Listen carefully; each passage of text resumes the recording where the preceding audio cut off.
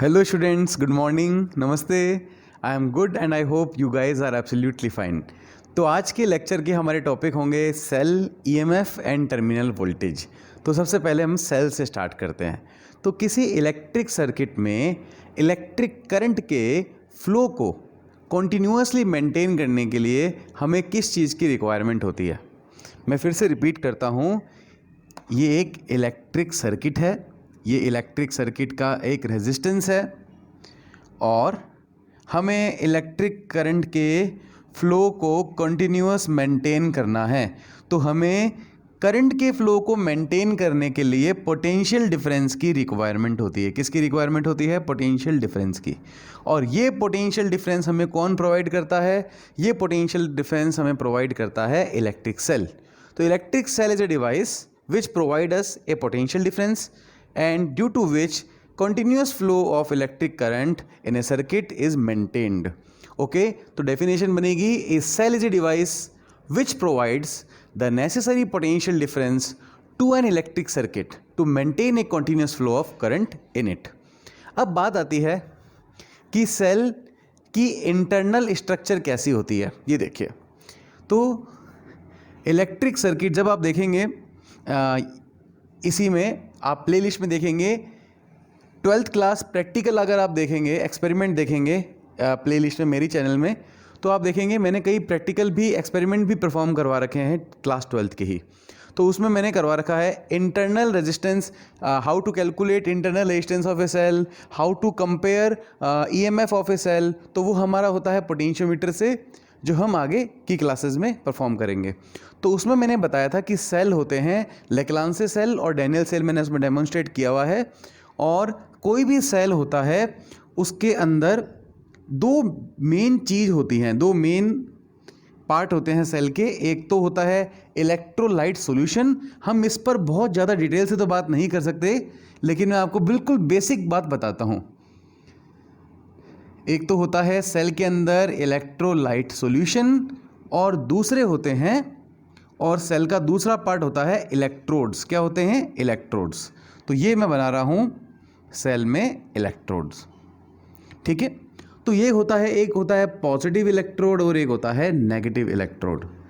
Negative को हम बोलते हैं कैथोड और पॉजिटिव हम लेते हैं फिजिक्स में, हम बोलते हैं इसे एनोड. ओके. अब क्या होता है, अब मान लीजिए ये सॉल्यूशन है और let for example this solution is made of NaCl, sodium chloride solution है. अब क्या होगा, यहाँ पर क्या होता है, ये सॉल्यूशन टूटता है, ठीक है, और इसमें आयन बनते हैं Na+ और Cl-. अब Na+ पर ये हो गया पॉजिटिव आयन और ये हो गया Cl- नेगेटिव आयन. तो इस पर चार्ज कितना है? 1 इलेक्ट्रॉन के बराबर है. एक बार हम नेगेटिव आयन ले लेते हैं. ठीक है. अब क्या होगा, जो नेगेटिव आयन जितने भी होते हैं सॉल्यूशन के, वो इस इलेक्ट्रोड पर इकट्ठे होते रहते हैं नेगेटिव पर, और पॉजिटिव आयन पॉजिटिव पर इकट्ठे होते रहते हैं. इसका मतलब आपको पता है, पॉजिटिव अगर मैं रॉड लेता हूँ, ये वाली पॉजिटिव रॉड, तो मैं इसको बोलता हूँ हाई पोटेंशियल. आपको पता है, इसको मैं हाई पोटेंशियल बोलूँगा पॉजिटिव रॉड को, ये बात आपको पता है. और नेगेटिव को मैं बोलूँगा लो पोटेंशियल रॉड. आपको ये बात भी पता होगी. नेगेटिव को हम बोलते हैं लो पोटेंशियल. थोड़ा सा कंसेप्ट अलग है, बस आप देखते रहो अभी. तो इसमें क्या होता है, जैसे मैं अब इसमें ये Na+ है और ये Cl- है.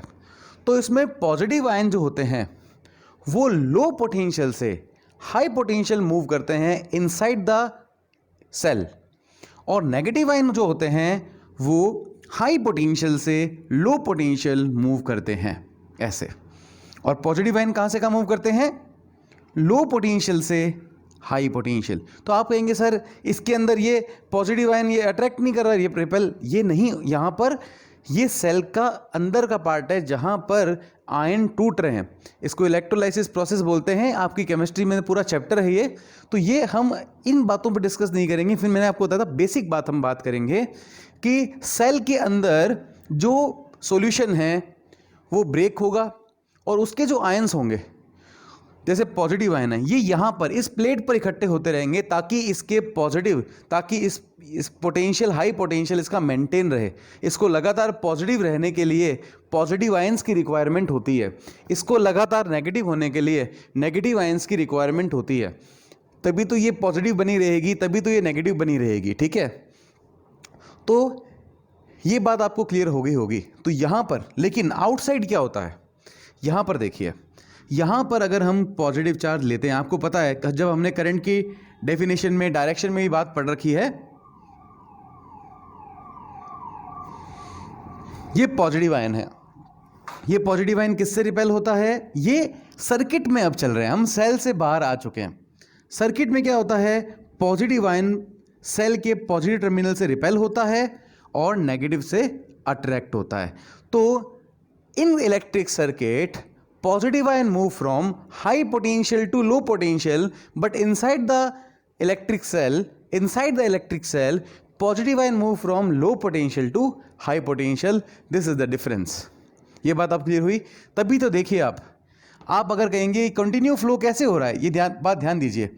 अगर ये पॉजिटिव आयन कंटिन्यू फ्लो होगा, यहाँ से यहाँ आएगा, तो इसका मतलब यहाँ से प्लस, अब देखिए यहाँ से पॉजिटिव कहाँ से कहाँ जाना चाहिए? Negative to positive. High potential difference, high potential to low potential, and in the cell positive ion move from low potential to high potential. ये चीज आपको क्लियर हो रही है? ये देखिए।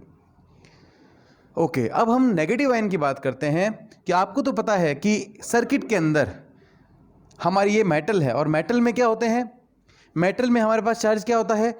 चार्ज कैरियर कौन होते हैं? इलेक्ट्रॉन। तो हमें पता है कि मेटल के अंदर या वायर के अंदर इलेक्ट्रॉन फ्लो करते हैं, और इलेक्ट्रॉन क्या करते हैं?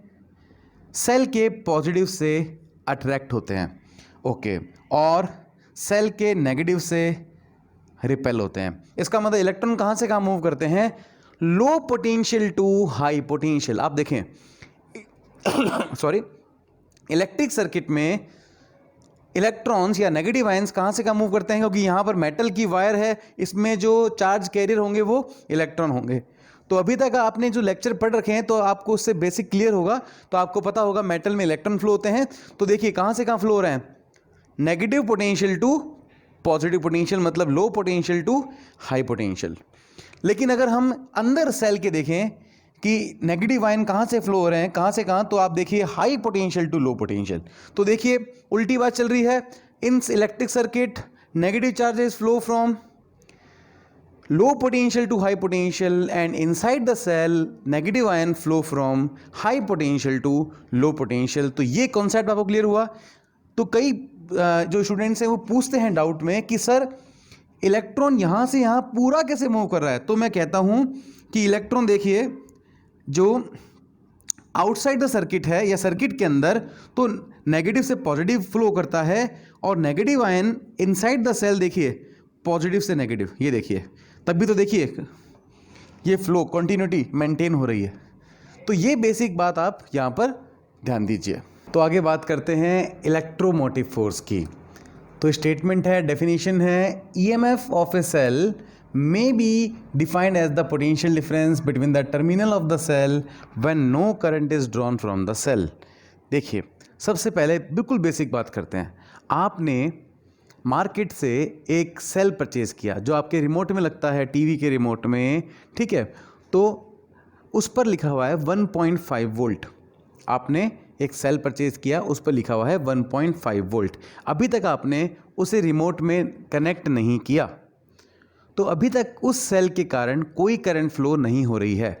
तो उस समय उस सेल के अक्रॉस जो पोटेंशियल डिफरेंस होगा उसको ही हम ईएमएफ कहते हैं।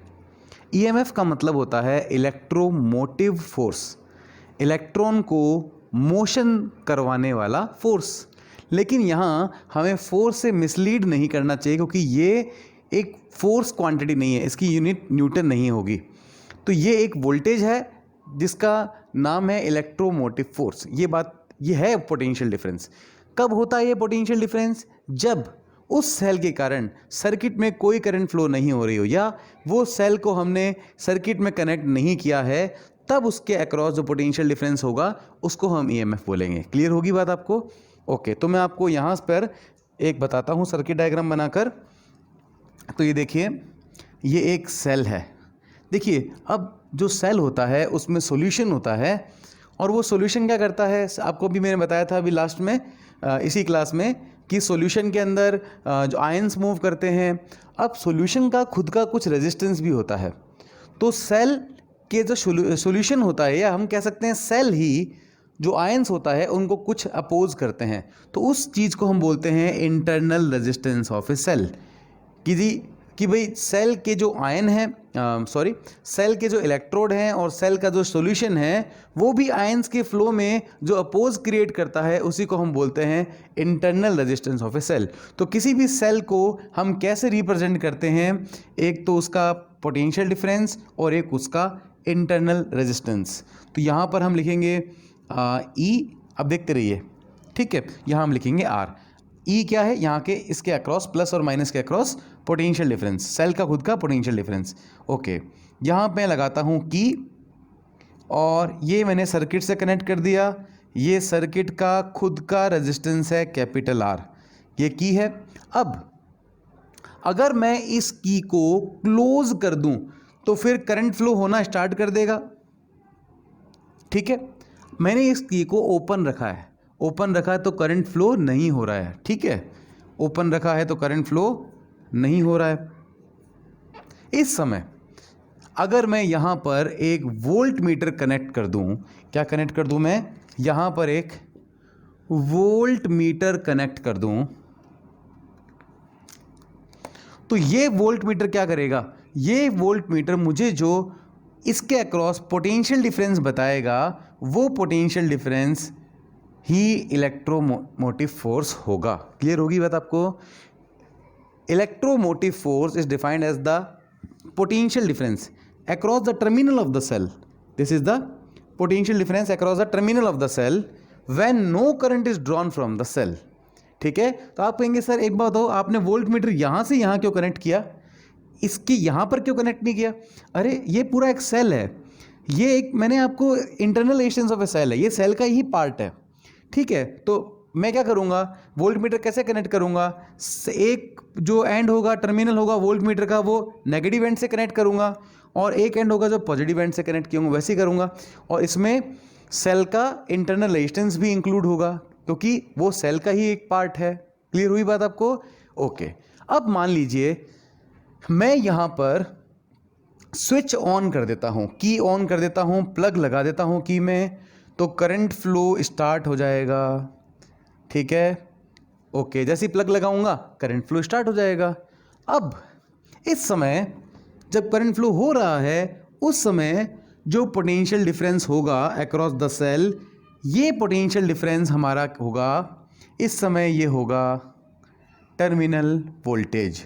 तो टर्मिनल वोल्टेज और ईएमएफ में आपको समझ में आया। जैसे आप जो सेल आप परचेज करके लाए हैं वो आपने टीवी की रिमोट में लगा दिया है, अब उसमें टीवी ऑन हो गया है, रिमोट ऑन हो गया है, उस समय जो पोटेंशियल डिफरेंस होगा अक्रॉस द सेल वो कहलाएगा टर्मिनल पोटेंशियल डिफरेंस या टर्मिनल वोल्टेज। तो ये क्लियर हुआ आपको। तो यहाँ पर हम देखते हैं ईएमएफ की डेफिनेशन क्लियर हुई आपको। EMF of a cell may be defined as the potential difference between the terminal of the cell when no current is drawn from the circuit. अब हम यहां पर ईएमएफ की जगह अगर लिख दें टर्मिनल पोटेंशियल डिफरेंस और टर्मिनल वोल्टेज, तो यहां पर आप टर्मिनल पोटेंशियल डिफरेंस भी लिख सकते हैं, टर्मिनल वोल्टेज भी लिख सकते हैं। Terminal voltage of a cell में भी defined as the potential difference between the terminal of the cell when no हटाना है, when current is drawn from the cell. Clear होगी बात आपको। इस समय टर्मिनल वोल्टेज और आप ये हटा देंगे तो ईएमएफ। क्लियर हो गया। ओके, यहां पर हम ईएमएफ की एक और डेफिनेशन भी बनाते हैं, लेकिन अगर आपके एग्जाम में आए तो इन्हीं डेफिनेशन से आप यहां पे यही डेफिनेशन आपको लिखनी है। आपकी और एक्सप्लेनेशन के लिए मैं आपको एक और डेफिनेशन बता रहा हूं, बाकी एग्जाम में आपको यही डेफिनेशन से आपको चलना है, ठीक है। ओके, तो एक और डेफिनेशन हम बना सकते हैं। तो पोटेंशियल डिफरेंस का फॉर्मूला आपको पता है, V equals to work per unit charge. तो यहां पर अगर Q को हम 1 ले लें तो V इक्वल्स टू कितना हो जाएगा, W।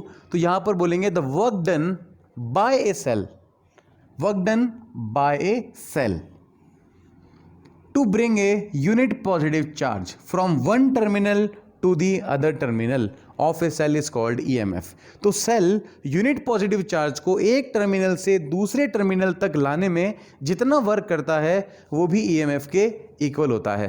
तो ये डेफिनेशन भी आपको क्लियर होगी ईएमएफ की। ओके।